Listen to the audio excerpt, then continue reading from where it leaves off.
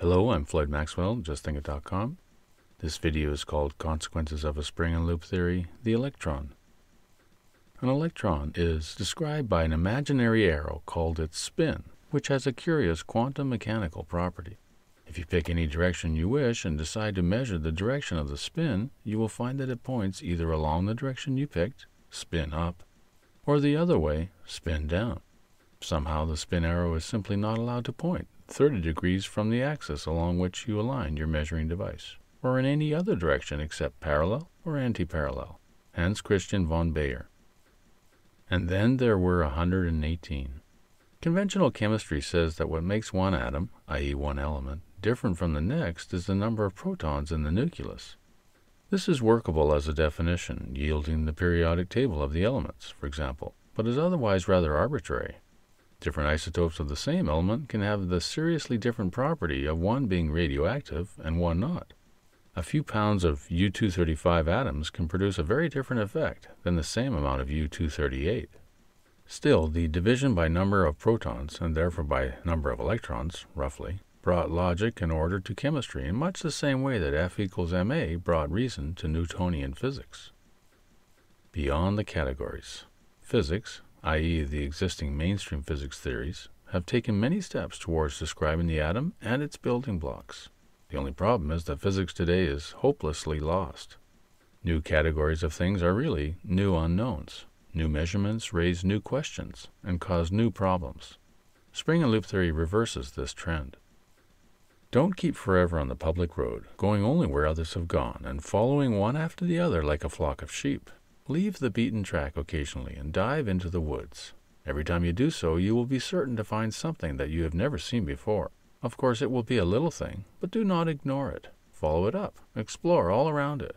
One discovery will lead to another, and before you know it, you will have something worth thinking about to occupy your mind. All really big discoveries are the results of thought. Alexander Graham Bell. Back to basics. Spring and loop theory has gone through quite the evolution. It began with the need to explain gravity. To achieve this, without compromise, it had to come up with a uniquely different model of how everything works.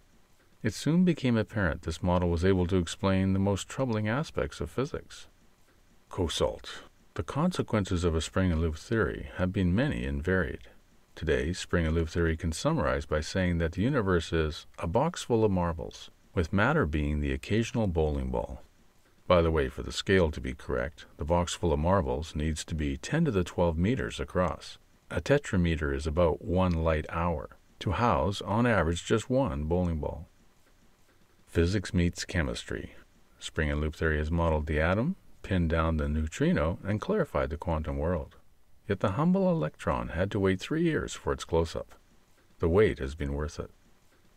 We owe most of our great inventions and most of the achievements of genius to idleness, either enforced or voluntary. The human mind prefers to be spoon-fed with the thoughts of others, but deprived of such nourishment, it will, reluctantly, begin to think for itself. And such thinking, remember, is original thinking and may have valuable results. Agatha Christie. The electron's role. The existing mainstream physics theories describe the electron as a subatomic particle with a mass of about 1/1836th of a proton. Spring and loop theory thinks electrons are more like an impurity, or dopant, an extra marble in the box. The power of impurity. Semiconductor chips work because of impurities. Add a bit of one element to an otherwise pure bunch of another element, and you get new properties. Similarly, fit an extra electron into an atom, and you get new properties.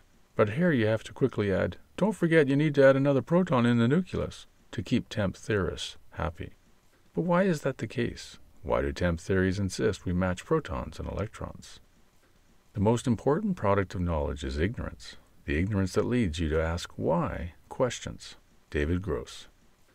Spring and loop theory in review. Spring and loop theory says that neutrinos are surplus springs.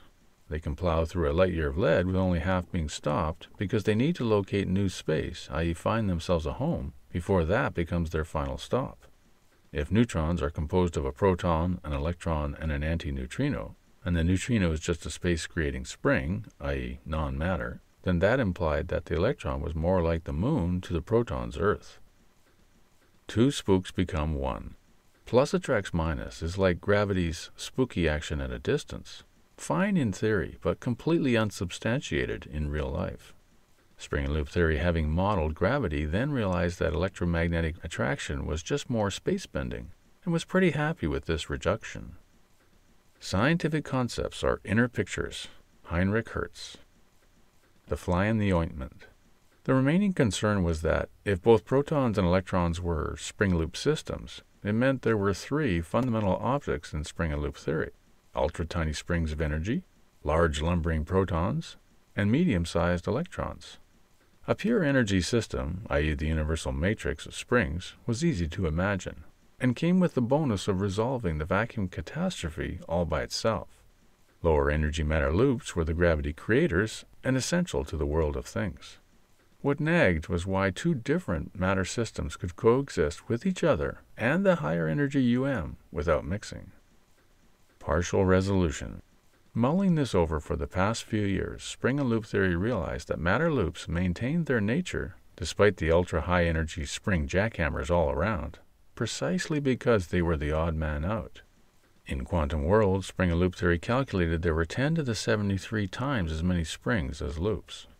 Matter loops coexist in an ultra-high energy spring-filled universe precisely because the universe is already filled up.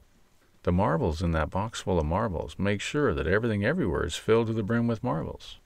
Yet this doesn't break down or otherwise destroy matter, despite the more than sufficient power within springs, because there would be nowhere for the crushed matter pieces to go.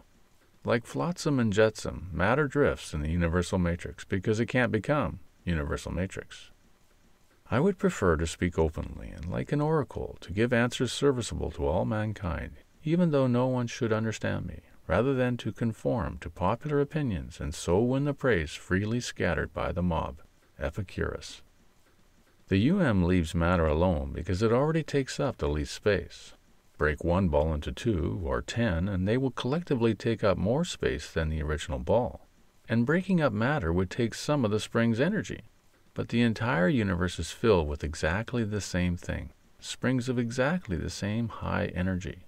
With that ultra-uniformity, confirmed with the Planck, demolishing the lunacy of the Big Bang, by the way.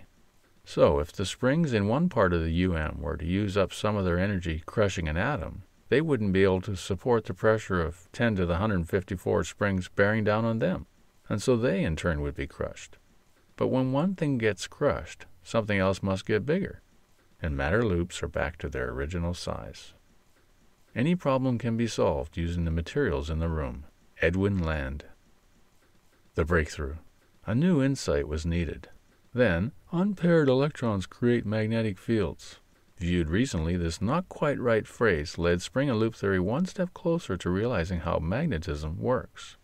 Wikipedia says it thusly: in a paramagnetic material, there are unpaired electrons, i.e. atomic or molecular orbitals with exactly one electron in them, while paired electrons are required by the Pauli exclusion principle to have their intrinsic, i.e. spin, magnetic moments pointing in opposite directions, causing their magnetic fields to cancel out. An unpaired electron is free to align its magnetic moment in any direction.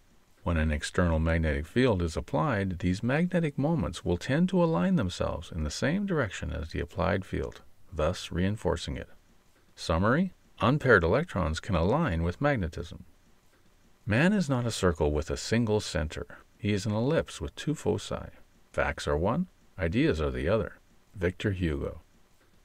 The leap. To continue its ultimate act of reinvention, spring and loop theory had to somehow imagine all of the electron's properties with just two things, springs and loops. What did it mean, for example, that an electron was unpaired?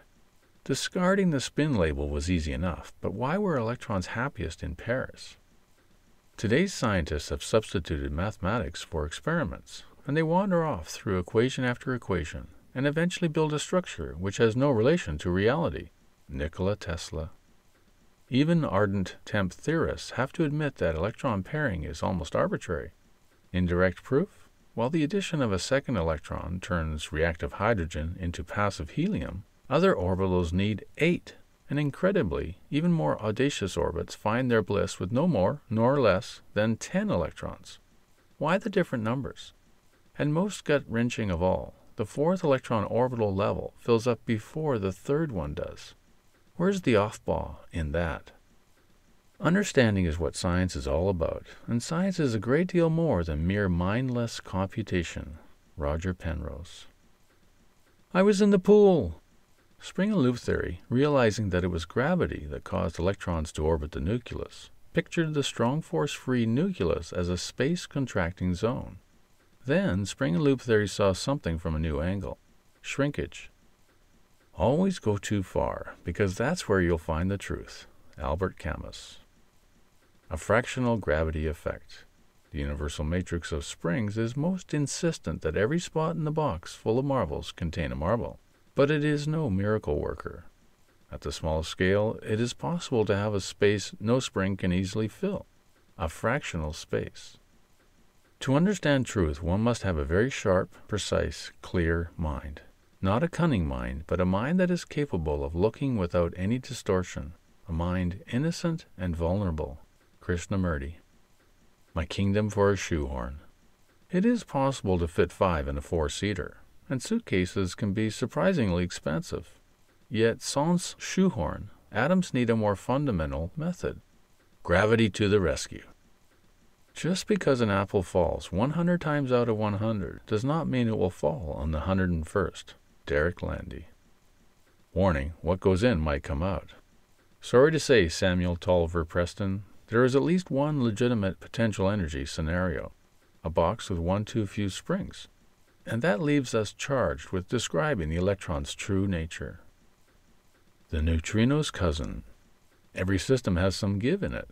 Our solar system has 8 planets, and other systems suggest the numbers and sizes of planets can vary a lot. Orbiting bodies affect other orbiting bodies. What we see is mainly what we look for. John Lubbock. This is seen most readily at the next scale downward, where moons orbit a planet. Detailed study of Jovian and Saturnian moon systems has revealed that many of their moons orbit at a fixed rate relative to the other moons. Their need for harmony and order in rotation mirrors the electrons. Shim one, shim them all. Scaling from the planetary to the atomic, we find electrons in shells orbiting in layers, and a great deal of laissez-faire. Why is that? Quantum non-explanation mechanics thinks the smallest scales are the most random, yet the smallest things we know of seem to cooperate in the strictest way we know of. Profound but contradictory ideas may exist side by side if they are constructed from different materials and methods and have different purposes. Each tells us something important about where we stand in the universe, and it is foolish to insist they must despise each other. Neil Postman. Let's return to spring and loop theory's view of things, where we have a box full of marbles with a bowling ball-sized matter loop every light hour, a highly uniform system at the lowest level. How can we change the properties of a chunk of it with just the 2 things that make it up? The answer? A gravity-shrunk nucleus box creates just enough room for an extra marble. But something else is still needed. Pressure. A lot of pressure. Enough pressure to force an extra marble into the box. And then you get new properties. Human science fragments everything in order to understand it, kills everything in order to examine it. Tolstoy. New cola.